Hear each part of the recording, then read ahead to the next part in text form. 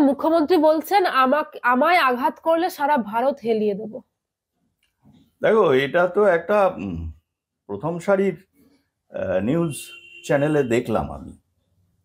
তো ওনাকে আঘাত করলে উনি সারা ভারত হেলিয়ে দেবেন। ভারতবর্ষে যে কোনো মানুষকে আঘাত করলে তার জন্য সংবিধান আছে, পুলিশ আছে, নিয়ম অনুযায়ী ব্যবস্থা নেওয়া যায়। উনি তো অনেককেই আঘাত করে চলেছেন, আজকে সারা ভারত হেলিয়ে দেবেন। উনি কি একজন ভারত বিদ্বেষী জেহাদি মহিলা, যিনি ভারতবর্ষের একটি রাজ্যকে কন্ট্রোল করে অগণতান্ত্রিক পদ্ধতিতে পশ্চিমবঙ্গ রাজ্যের নাম বাংলা বলেন?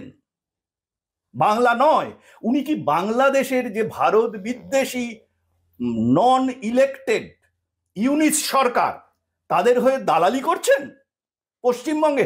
ওনাকে আগে জবাব দিতে হবে। ভারত হেলালে পরে ভারতবর্ষের সেনাবাহিনী আছে, ব্যানার্জি পরিবারের কে একেবারে আইনের আওতায় আনতে 1 মিনিটও তাদের লাগবে না।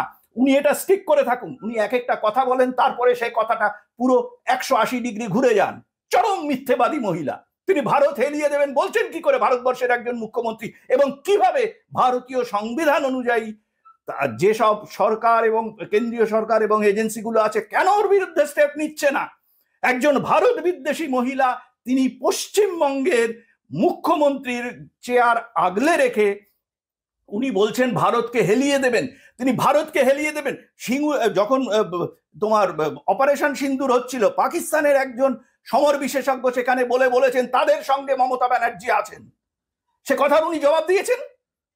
একজন ভারতের বিরুদ্ধ শক্তি, যারা ভারতবর্ষকে ভাঙতে চায়, যারা ভারতবর্ষের ডিসহারমনি তৈরি করতে চায়, তাদের এজেন্ট হিসেবে কাজ করছেন।